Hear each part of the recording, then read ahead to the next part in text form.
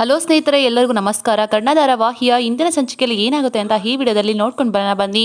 ಅದಕ್ಕೂ ಮುಂಚೆ ಯಾರೆಲ್ಲ ನಮ್ಮ ಚಾನಲ್ಗೆ ಸಬ್ಸ್ಕ್ರೈಬ್ ಆಗದೆ ಹಾಗೆ ವಿಡಿಯೋ ನೋಡ್ತಾ ಇದ್ದೀರೋ ದಯವಿಟ್ಟು ಸಬ್ಸ್ಕ್ರೈಬ್ ಮಾಡಿ ಮತ್ತು ಸಪೋರ್ಟ್ ಮಾಡಿ.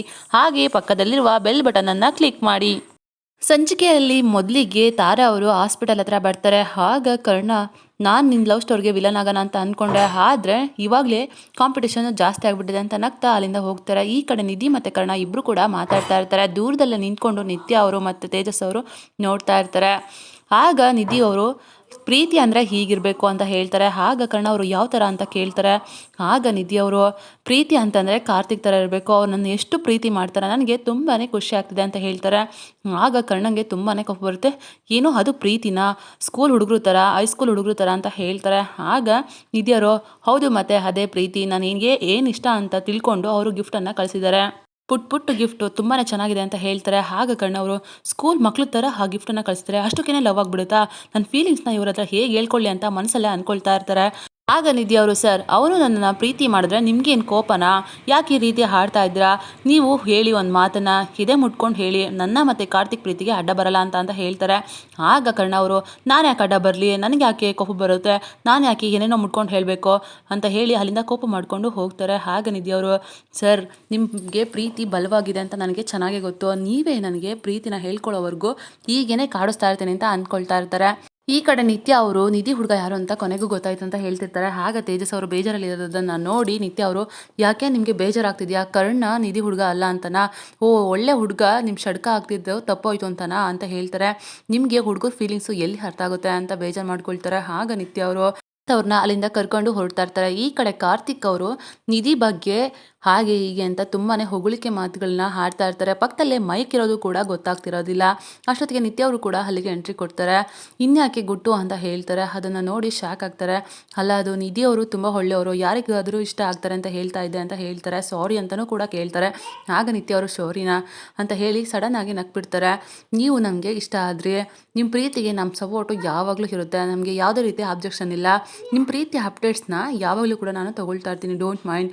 ಆದರೆ ನನಗೆ ಗೊತ್ತಾಗಿದೆ ಅಂತ ಅವಳಾಗಿ ಅವಳು ಹೇಳೋವರೆಗೂ ನೀವು ಮಾತ್ರ ಯಾವುದೇ ಕಾರಣಕ್ಕೂ ಹೇಳಬಾರ್ದು, ಅದೇ ನನ್ನ ಕಂಡೀಷನ್ ಅಂತ ಹೇಳಿ ಅಲ್ಲಿಂದ ಹೊರಡ್ತಾರೆ. ಈ ಕಡೆ ಶಾಂತಿ ಮತ್ತು ಕರ್ಣ ಅಜ್ಜಿ ಅವರು ಕೂಡ ಹೊರಗಡೆ ಬಂದಿರ್ತಾರೆ. ಆಗ ಒಂದು ಸೀರೆನ ನೋಡಿ ಶಾಪಿಂಗ್ ಅಂಗಡಿಯಲ್ಲಿ, ಇದನ್ನು ನಿನಗೆ ತೊಗೋಬೇಕು, ಅದನ್ನು ಯಾರಾದರೂ ತೊಗೊಂಡ್ಬಿಡ್ತಾರೆ, ಬಾ ಇವಾಗಲೇ ತೊಗೊಂಡು ಬಂದ್ಬಿಡೋಣ ಅಂತ ಕರ್ಣ ಅಜ್ಜಿ ಅವರು ಹೇಳ್ತಾರೆ. ಆಗ ಶಾಂತಿ ಅವರು, ಬೇಡ, ನೀನು ಎಂಗೇಜ್ಮೆಂಟಲ್ಲಿ ಕೊಡಿಸಿರೋ ಸೀರೆನೇ ಅರ್ಗಿಸ್ಕೊಳಕ್ಕಾಗ್ತಾಯಿಲ್ಲ ನನಗೆ ಅಂತ ಹೇಳ್ತಾರೆ.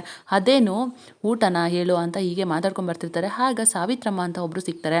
ಆಗ ಅವ್ರನ್ನ ಮಾತಾಡಿಸಿ ಅಲ್ಲಿಂದ ಹೊರಡ್ತಾರೆ.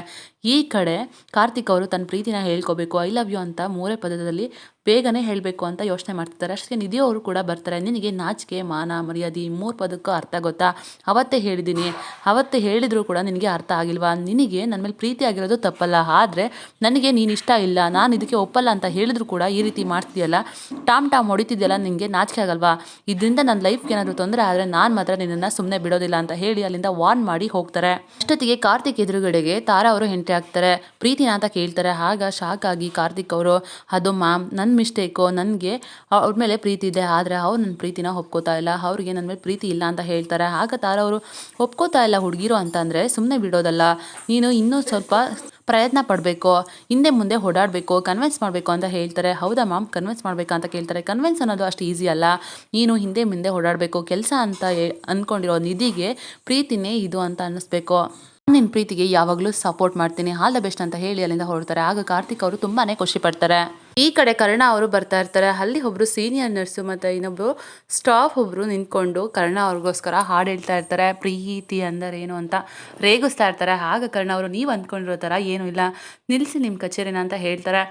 ಆಗ ಸೀನಿಯರ್ ನರ್ಸ್ ಇದ್ದವರು, ಕರ್ಣ ಯಾಕೆ ಆ ರೀತಿ ಹೇಳ್ತಿದ್ಯಾ, ನಿನ್ನ ಮನಸ್ಸಿನಲ್ಲಿರೋದನ್ನು ನೀನು ಆದಷ್ಟು ಬೇಗನೆ ನಿಧಿ ಹತ್ರ ಹೇಳ್ಕೊಂಬಿಡು, ಯಾಕೆ ಅಂತಂದರೆ ನೀನು ಪ್ರೀತಿ ಕೊಡೋದಷ್ಟೇ ಅಲ್ಲ, ಪಡ್ಕೊಳೋದು ಕೂಡ ಗೊತ್ತಿರಬೇಕು, ಮನಸ್ಸು ನಿಲ್ಬೋದು ಆದರೆ ವಯಸ್ಸು ನಿಲ್ಲಲ್ಲ, ನಿನ್ನ ಮನಸ್ಸಲ್ಲಿರೋದನ್ನು ಆದಷ್ಟು ಬೇಗ ನಿಧಿ ಹತ್ರ ಹೋಗಿ ಹೇಳ್ಕೊಂಬಿಡು ಕರ್ಣ, ಕನ್ನಡಿನಲ್ಲಿ ನಿನ್ನ ಮುಖನ ನೋಡ್ಕೊಳ್ಳೋದಕ್ಕಿಂತ ಹೆಚ್ಚಾಗಿ ನಾನೇ ನಿನ್ನ ಮುಖದಲ್ಲಿ ಏನಿದೆ ಅಂತ ನೋಡ್ತೀನಿ, ಸೊ ಹಾಗಾಗಿ ನನಗೆ ಎಲ್ಲ ವಿಷಯನೂ ಕೂಡ ಅರ್ಥ ಆಗುತ್ತೆ ಕರ್ಣ, ನೀನು ಆದಷ್ಟು ನಿನ್ನ ಪ್ರೀತಿನ ಹೇಳ್ಕೊ ಅಂತ ಹೇಳಿ ಅಲ್ಲಿಂದ ಹೊರಡ್ತಾರೆ. ಆಗ ಕರ್ಣ ಅವರು, ಹೌದಾ, ನನ್ನ ಫೀಲಿಂಗ್ಸ್ನ ನಿಧಿ ಅವ್ರ ಹತ್ರ ಹೇಳ್ಕೊಂಬಿಡ್ಲಾ, ನಾನು ಅವ್ರ ಹತ್ರ ಹೇಳ್ಕೊಂಡ್ರೆ ಅರ್ಥ ಮಾಡ್ಕೊಳ್ತಾರ ಅಂತ ಹೇಳಿ ಅಂದ್ಕೊಂಡು ಅಲ್ಲಿಂದ ಕರ್ಣ ಅವರು ಕೂಡ ಹೊರಡ್ತಾರೆ. ಈ ಕಡೆ ನಿತ್ಯ ಮತ್ತು ನಿಧಿ ಇಬ್ಬರು ಕೂಡ ರೂಮಲ್ಲಿ ಬಟ್ಟೆನ ಫೋಲ್ಡ್ ಮಾಡ್ಕೊಂಡು ಕೂತಿರ್ತಾರೆ. ಆಗ ನಿಧಿ ಅವರು ಕರ್ಣ ಅವ್ರನ್ನ ನೆನಪು ಮಾಡ್ಕೊಳ್ತಾ ಇರ್ತಾರೆ. ನಾನು ಹಿಂದೆ ಹೋದರೂ ಕೂಡ ಅರ್ಥ ಮಾಡ್ಕೋತಾ ಇರಲಿಲ್ಲ, ಆದರೆ ಇವಾಗ ಸರ್ ಮುದ್ದಾಗಿ ಹುರ್ಕೊಳ್ತಾ ಇರೋದನ್ನು ನೋಡಿದ್ರೆ ತುಂಬಾ ಖುಷಿ ಆಗುತ್ತೆ ಅಂತ ನೆನಪು ಮಾಡಿಕೊಂಡು ಪ್ರೀತಿನಲ್ಲೇ ಮುಳುಗಿರ್ತಾರೆ. ಆಗ ನಿತ್ಯ ಅವರು ಅಕ್ಕನ್ನ ಅಷ್ಟು ಸುಲಭವಾಗಿ ಯಾಮಾರಿಸೋದಕ್ಕೆ ಆಗೋದಿಲ್ಲ ಅಂತ ಏಳು ಮುದ್ದು ಅಂತ ಗೊಂಬೆಗೆ ಹಿಡ್ಕೊಂಡು ಹೇಳ್ತಾ ಇರ್ತಾರೆ. ಆಗ ನಿಧಿ ಅವರು ಯಾಕೋ ಮುದ್ದು ಮುದ್ದು ಅಂತ ಹೇಳಿ ಇಂದ ಗುದ್ದೋ ಥರ ಇದೆ ಏನಕ್ಕ ಅಂತ ಹೇಳ್ತಾರೆ. ಆಗ ನಿತ್ಯ ಅವರು ಮುದ್ದು ನನಗೆ ನಿಮ್ಮ ಹುಡುಗ ಯಾರು ಅಂತ ಗೊತ್ತಾಗಿದೆ ಅಂತ ಹೇಳು ಮುದ್ದು ಅಂತ ಹೇಳ್ತಾರೆ. ಆಗ ನಿಧಿ ಅವರು ಗೊತ್ತಾಗಿದೆ ಅಂತ ನನಗೆ ಊಪಿ ಬಿಡಬೇಡ, ಆಕಾಶದಲ್ಲಿರೋ ನಕ್ಷತ್ರನ ಎಣಿಸಿದ್ದೀನಿ ಅಂತ ಹೇಳು ನಂಬ್ತೀನಿ, ಆದರೆ ನನ್ನ ಹುಡುಗ ಯಾರು ಅಂತ ಗೊತ್ತಾಗಿದೆ ಅಂತ ಹೇಳಕ್ಕೆ ಬರಬೇಡ ಅಂತ ಹೇಳ್ತಾರೆ. ಆಗ ನಿತ್ಯ ಅವರು ನೀನು ಈಗ ಹೇಳ್ತೀಯ ಅಂತ ನನಗೆ ಗೊತ್ತು, ಅದಕ್ಕೆ ಪ್ರೂಫ್ ಇಟ್ಕೊಂಡೆ ಮಾತಾಡ್ತಾ ಇದ್ದೀನಿ ಅಂತ ಹೇಳು ಮುದ್ದು ಅಂತ ಹೇಳ್ತಾರೆ. ಆಗ ನಿಧಿ ಅವರ ಪ್ರೂಫಾ ಏನು ಪ್ರೂಫು ಅಂತ ಕೇಳ್ತಾರೆ. ಆಗ ನಿತ್ಯ ಅವರು ನಿನ್ನ ಹುಡುಗನ ಹೆಸರು ಕೆ ಇಂದ ಶುರುವಾಗುತ್ತೆ ತಾನೇ, 2ನೇ ಅಕ್ಷರ ಎ, 3ನೇ ಅಕ್ಷರ ಆರ್ ಅಂತ ಹೇಳ್ಬಿಡ್ತಾರೆ. ಆಗ ನಿಧಿಗೆ ಫುಲ್ ಶಾಕ್ ಆಗುತ್ತೆ. ಅಯ್ಯೋ ನನ್ನ ಅಕ್ಕಂಗೆ ವಿಷಯ ಗೊತ್ತಾಗ್ಬಿಡ್ತಾ, ಕರ್ಣ ಸರ ಅಂತ ಗೊತ್ತಾಗ್ಬಿಡ್ತಾ, ಅವಳು ಹೇಳೋದ್ಕಿಂತ ನಾನೇ ಮುಂಚೆನೇ ಒಪ್ಕೊಂಡು ನನ್ನ ಮರ್ಯಾದಿನ ಉಳಿಸ್ಕೊಳ್ಳೋದು ಬೆಸ್ಟ್ ಅಂತ ಮನಸ್ಸಲ್ಲೇ ಅಂದ್ಕೊಳ್ತಾ ಇರ್ತಾರೆ. ಈ ಕಡೆ ಕರ್ಣ ಅವರು ಚಾಕ್ಲೇಟ್ನ ಇಟ್ಕೊಂಡು ರಾಧಿಕಾಗೋಸ್ಕರ ಕಾಯ್ತಾ ಇರ್ತಾರೆ. ರಾಧಿಕಾ ಬರ್ತೀಯಾ ಅಥವಾ ನಾನೇ ಚಾಕ್ಲೇಟ್ನ ಮುಗಿಸ್ಲಾ ಅಂತ ಹೇಳ್ತಿರ್ತಾರೆ. ಅಷ್ಟೊತ್ತಿಗೆ ಬರ್ತಾರೆ. ಏನು ನೀನು ಬಂದಿದ್ದು ನನಗೋಸ್ಕರನ ಚಾಕ್ಲೇಟ್ಗೋಸ್ಕರನ ಅಂತ ಕರ್ಣ ಕೇಳ್ತಾರೆ. ಆಗ ರಾಧಿಕಾ ಅವರು ನಿಮ್ಮ ಕೈಯಲ್ಲಿರೋ ಚಾಕ್ಲೇಟ್ಗೋಸ್ಕರ ಅಣ್ಣ ಅಂತ ಹೇಳ್ತಾರೆ. ಆಗ ಕರ್ಣ ಅವರು ನಿಮ್ಮ ಪ್ರೊಫೆಸರ್ ಲವ್ ಸ್ಟೋರಿ ಏನಾಯಿತು ಹೇಳಲೇ ಇಲ್ಲ ಅಂತ ಹೇಳ್ತಾರೆ. ಮತ್ತಿನ್ನೇನಣ್ಣ ಪ್ರೊಫೆಸರು ಒಂದು ಸಲಿನೂ ಕೂಡ ಅಷ್ಟೆಲ್ಲ ಅವರು ಹುಡುಗಿಕ್ಕಾದರೂ ಕೂಡ ತಿರುಗಿ ನೋಡಲಿಲ್ಲ, ಅದಕ್ಕೆ ಅವರು ಬೇರೆ ಜೊತೆ ಕಮಿಟ್ ಆಗಿಬಿಟ್ರು ಅಂತ ಹೇಳ್ತಾರೆ. ಅದನ್ನು ಕೇಳಿ ಕರ್ಣಗಂತೂ ಫುಲ್ ಶಾಕ್ ಆಗುತ್ತೆ. ಏನು ಹೇಳ್ತಿದ್ಯಾ ನೀನು ಅಂತ ಎದ್ದು ನಿಂತ್ಕೊಂಡ್ಬಿಡ್ತಾರೆ. ಅಲ್ಲ ಟ್ರೂ ಲವ್ ಅಂತ ಹೇಳ್ತಾ ಇದ್ದೆ, ಇಷ್ಟು ಬೇಗ ಕಮಿಟ್ ಆಗಿಬಿಟ್ರಾ ಅಂತ ಹೇಳ್ತಾರೆ. ಮತ್ತಿನ್ನೇನಣ್ಣ ಅವಳು ಅವ್ರಿಗೋಸ್ಕರ ಎಲ್ಲರನ್ನೂ ಕೂಡ ಹೆದರಾಕೊಂಡ್ಲು, ರೇಗ್ಸವ್ರನ್ನೆಲ್ಲ ಹೆದರಾಕೊಂಡ್ಲು, ಅಷ್ಟೆಲ್ಲ ಮಾಡಿದ್ರು ಕೂಡ ಅವರು ಒಂದ್ಸಲನೂ ತಿರುಗೇ ನೋಡಲಿಲ್ಲ. ಹಾಗೇನೆ ಅವಳಿಗೋಸ್ಕರನೇ ಒಬ್ಬರು ತುಂಬಾ ಪ್ರೀತಿ ಮಾಡಿಕೊಂಡು ಕಾಯ್ತಾ ಇದ್ರು. ಸೊ ಅವ್ರು ಬಂದು ಪ್ರಪೋಸ್ ಮಾಡಿದ್ರು, ಇವಳು ಒಪ್ಕೊಂಡ್ಲು.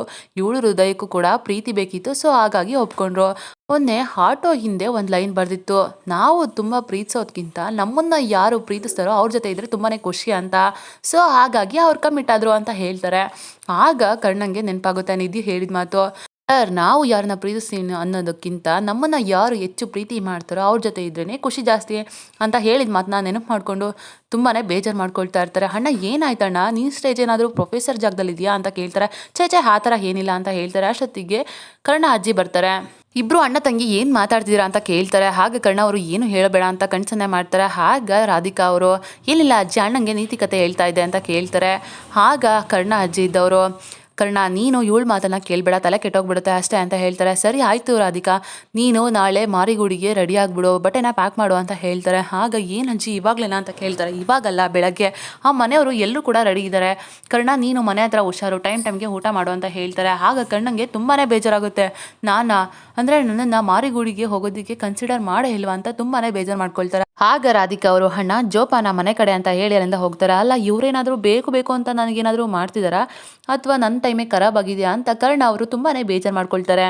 ನೆಕ್ಸ್ಟ್ ಡೇ ಮಾರ್ನಿಂಗು ನಿತ್ಯ ಅವ್ರ ಮನೆಯವರೆಲ್ಲರೂ ಕೂಡ ಮಾರಿಗುಡಿಗೆ ಹೋಗೋದಕ್ಕೆ ಅಂತ ಎಲ್ಲರೂ ಕೂಡ ರೆಡಿ ಆಗ್ತಾ ಇರ್ತಾರೆ. ಆಗ ನಿತ್ಯ ಅವರು ಕರ್ಣಂಗೆ ಫೋನ್ ಮಾಡ್ತಾರೆ. ಮಾರಿಗುಡಿಗೆ ಬಂದುಬಿಡಿ ನೀವು ಅಂತ ಹೇಳ್ತಾರೆ. ಆ ವಿಷಯನ ಕೇಳಿ ಕರ್ಣ ಅವ್ರಿಗಂತೂ ತುಂಬಾ ಖುಷಿ ಆಗುತ್ತೆ. ನಾನು ಅಂದ್ಕೊಂಡಂಗೆ ಆಯ್ತಲ್ಲ, ನನ್ನನ್ನು ಕೂಡ ಕರೆದ್ರಲ್ವ, ನನ್ನನ್ನು ಕೂಡ ಕನ್ಸಿಡರ್ ಮಾಡಿದ್ದಾರೆ ಅಂತ ಅಂದ್ಕೊಂಡು ತುಂಬಾ ಖುಷಿಯಾಗಿ ಜೋಶಾಗಿ ರೆಡಿ ಆಗ್ತಾರೆ. ವೈಟ್ ಡ್ರೆಸ್ನ ಹಾಕ್ಕೊಂಡು ಫುಲ್ ರೆಡಿಯಾಗಿ ಹೊರಗಡೆ ಬರ್ತಾರೆ. ಆಗ ನಯನತಾರ ಅವರು ನೋಡ್ತಾರೆ, ಕರ್ಣ ಏನು ಇಷ್ಟೊಂದು ಚೆನ್ನಾಗಿ ರೆಡಿಯಾಗಿ ಎಲ್ಲಿ ಹೋಗ್ತಿದ್ದಾನೆ ಅವನು ಅಂತ ಅಂದ್ಕೊಂಡು ಕೇಳ್ತಾರೆ. ಆಗ ಕರ್ಣ ಅವರು ಅದು ಮಾರಿಗುಡಿಗೆ ಅಂತ ಸಡನ್ನಾಗಿ ಫುಲ್ಲು ಜೋಶಲ್ಲಿ ಹೇಳಿಬಿಡ್ತಾರೆ. ಆಗ ನಯನತಾರ ಅವ್ರಿಗೆ ಫುಲ್ ಆಶ್ಚರ್ಯ ಆಗುತ್ತೆ. ಇವನು ಮಾರಿಗುಡಿಗೆ ಹೋಗ್ತಾ ಇದ್ದಾನ, ಇವನೇನಾದರೂ ಅಲ್ಲಿಗೆ ಹೋದರೆ ಒಂದು ಜನ್ಮ ರಹಸ್ಯ ಎಲ್ಲನೂ ಕೂಡ ಗೊತ್ತಾಗ್ಬಿಡುತ್ತೆ, ನಾನು ಇವ್ರನ್ನ ಹೇಗಾದರೂ ಮಾಡಿ ತಡಿಬೇಕು ಅಂತ ಮನಸ್ಸಲ್ಲೇ ಯೋಚನೆ ಮಾಡ್ತಿರ್ತಾರೆ. ಆಗ ಕರ್ಣ ಅವರು ತುಂಬಾ ಖುಷಿಯಾಗಿ ರೆಡಿಯಾಗಿ ಬೈಕಲ್ಲಿ ಹೋಗ್ತಾರೆ. ನಿಧಿ ಅವ್ರನ್ನ ಕೂಡ ಬೈಕಲ್ಲಿ ಕೂರಿಸ್ಕೊಂಡು ಹೋಗ್ತಾರೆ. ಆಗ ನಿಧಿಗಂತೂ ತುಂಬಾ ಖುಷಿ ಆಗುತ್ತೆ. ಕರ್ಣ ಅವರು ನಾನು ನಿಧಿ ಹತ್ರ ನನ್ನ ಮನಸ್ಸಿನಲ್ಲಿರೋ ಎಲ್ಲ ಫೀಲಿಂಗ್ಸ್ನ ಹೇಳ್ಕೋಬೇಕು, ನನ್ನ ಮನಸ್ಸಲ್ಲಿರೋ ಎಲ್ಲ ಭಾವನೆನೂ ಕೂಡ ಅವ್ರ ಹತ್ರ ಹೇಳ್ಕೋಬೇಕು, ಅವರು ಇದನ್ನು ಅರ್ಥ ಮಾಡ್ಕೊಳ್ತಾರೆ ಅಂತ ನಿರ್ಧಾರನ ಮಾಡಿರ್ತಾರೆ. ಕರ್ಣ ಅವರು ನಿಧಿಗೆ ಪ್ರಪೋಸ್ ಮಾಡೋದಕ್ಕೆ ರೆಡಿಯಾಗಿದ್ದಾರೆ. ನಿಧಿ ಅಂತೂ ಕರ್ಣ ಅವ್ರ ಜೊತೆಲಿ ಹೋಗ್ತಾ ಇರೋದಕ್ಕೆ ತುಂಬಾ ಖುಷಿ ಪಡ್ತಾ ಇರ್ತಾರೆ. ಜೊತೆಗೆ ಅವ್ರ ಮನಸ್ಸಲ್ಲಿರೋ ಪ್ರೀತಿನ ಹೊರಗೆ ತರಿಸೋದಕ್ಕೆ ಕಾರ್ತಿಕ್ ಅವರ ಹೆಸರನ್ನ ಹೇಳಿ ತುಂಬಾ ಉರಿಸ್ತಾ ಇರ್ತಾರೆ. ಕಾರ್ತಿಕ್ ವಿಷಯ ಕೇಳಿ ಕರ್ಣ ಅವ್ರಿಗಂತೂ ತುಂಬಾ ಬೇಜಾರಾಗ್ತಿರುತ್ತೆ. ನಾನು ನನ್ನ ಫೀಲಿಂಗ್ಸ್ನ ಮೊದಲು ಹೇಳ್ಕೋಬೇಕು ಅಂತ ಬೇಗನೆ ನಿರ್ಧಾರ ಮಾಡ್ತಾರೆ. ಮಾರಿಗುಡಿಗೆ ಹೋಗೋದನ್ನು ನಾನು ಹೇಗಾದರೂ ಮಾಡಿ ತಡಿಬೇಕು ಅಂತ ನಯನತಾರ ಅವರು ಪ್ಲಾನನ್ನು ಮಾಡ್ತಾ ಇರ್ತಾರೆ. ಮುಂದೆ ಏನಾಗುತ್ತೆ ಅಂತ ಮುಂದಿನ ವಿಡಿಯೋದಲ್ಲಿ ನೋಡೋಣ. ನಮ್ಮ ವಿಡಿಯೋ ನಿಮಗೆ ಇಷ್ಟ ಆಗಿದ್ದಲ್ಲಿ ಒಂದು ಲೈಕ್ ಮಾಡಿ. ಮುಂದಿನ ವಿಡಿಯೋಗಳಿಗಾಗಿ ನಮ್ಮ ಚಾನಲನ್ನು ಸಬ್ಸ್ಕ್ರೈಬ್ ಮಾಡಿ ಮತ್ತು ಸಪೋರ್ಟ್ ಮಾಡಿ. Thank you.